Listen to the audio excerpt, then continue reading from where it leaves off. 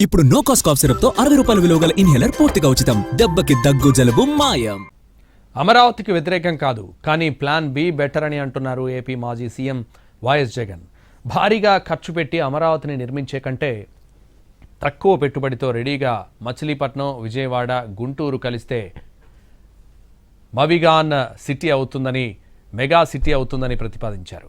రాజధానిపై plan బిగా మావిగాన్ growth కారిడార్పై CM Chandrababu ఆలోచన చేయాలని జగన్ సూచించారు. ఇది రాజకీయంగా గేమ్ చేంజర్ అవుతుందా, లేక మరో కొత్త వివాదానికి దారితీస్తుందా? Let's watch. అమరావతి డిబేట్ మధ్య మాజీ సీఎం వైఎస్ జగన్ సంచలన ప్రతిపాదన చేశారు. మచిలీపట్నం, విజయవాడ, గుంటూరు నగరాలను కలిపి క్యాపిటల్ కారిడార్గా డిక్లేర్ చేస్తే భారీ భూమి సేకరణ అవసరం లేకుండానే అభివృద్ధి సాధ్యమవుతుందని అభిప్రాయపడ్డారు జగన్. అందుకే ప్లాన్ బిగా ఆయన హైలైట్ చేసిన మావిగన్ ప్లాన్ రాజకీయంగా కొత్త చర్చకు దారితీసింది. మచిలీపట్నం, విజయవాడ, గుంటూరు నగరాలను కలిపే సుమారు 110 కిలోమీటర్ల హైవేపై ఈ గ్రోత్ కారిడార్ అభివృద్ధి చెందుతుందన్నారు జగన్. మచిలీపట్నంలో ఎంఏ, విజయవాడలో విఐ, గుంటూరు నుంచి జియుఎన్ తీసుకోండి. మొత్తంగా మావిగన్ అని పేరు పెట్టి క్యాపిటల్ ఏరియాగా డిక్లేర్ చేయండి.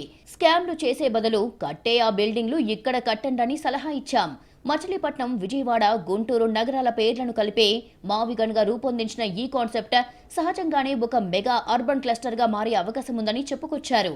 ఇప్పటికే విజయవాడలో సుమారు 20 లక్షల జనాభా, గుంటూరులో 10 లక్షలు, మచిలీపట్నంలో 4 లక్షల వరకు జనాభా ఉండటం ఈ ప్లాన్ కు అదనపు బలమని జగన్ అభిప్రాయపడ్డారు. అమరావతిలో 1,00,000 ఎకరాల్లో కొత్తగా రాజధాని నిర్మాణం కంటే ఇప్పటికే ఉన్న అర్బన్ నెట్వర్క్ ను అభివృద్ధి చేయడం తక్కువ ఖర్చుతో సాధ్యమని జగన్ అభిప్రాయపడ్డారు. అంతేకాకుండా అమరావతి కోసం ఖర్చు చేయాలి అనుకుంటున్న మొత్తంలో కేవలం 10% పెట్టినా సరిపోతుందన్నారు. దీంతో సుమారు 1,90,000 కోట్లు ఆదా అవుతాయని తెలిపారు. ఇది రాష్ట్రానికి ఆదాయం తీసుకురావడమే కాకుండా స్థానిక యువతకు ఉద్యోగ అవకాశాలు కూడా పెంచుతుందని జగన్ విశ్వాసం వ్యక్తం చేశారు.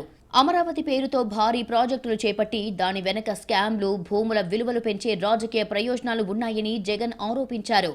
ప్రజలపై అప్పుల భారం మోపే విధానాలు అనుసరిస్తూ సంక్షేమాన్ని పూర్తిగా పక్కన పెట్టారని విమర్శించారు. తాము సూచించిన ప్రాక్టికల్ ప్లాన్లను, ప్రత్యామ్నాయాలను కూడా పూర్తిగా పట్టించుకోలేదని కూడా జగన్ ఆరోపించారు. తనకు సంకుచిత ఆలోచన ఉంటే రాయలసీమలో రాజధాని ఏర్పాటు చేసేవాడినని, కానీ రాష్ట్ర సమగ్ర అభివృద్ధిని దృష్టిలో పెట్టుకున్నాను అని స్పష్టం చేశారు. ప్రజల ప్రయోజనాలే ముఖ్యమనే ఉద్దేశంతోనే అన్ని నిర్ణయాలు తీసుకున్నామన్నారు జగన్. మొత్తంగా జగన్ ప్రతిపాదించిన మావిగన్ ఇప్పుడు రాష్ట్రంలో హాట్ టాపిక్ గా మారింది. రాష్ట్ర వ్యాప్తంగా ఇది పెద్ద చర్చకు దారి తీసే అవకాశం కనిపిస్తోంది.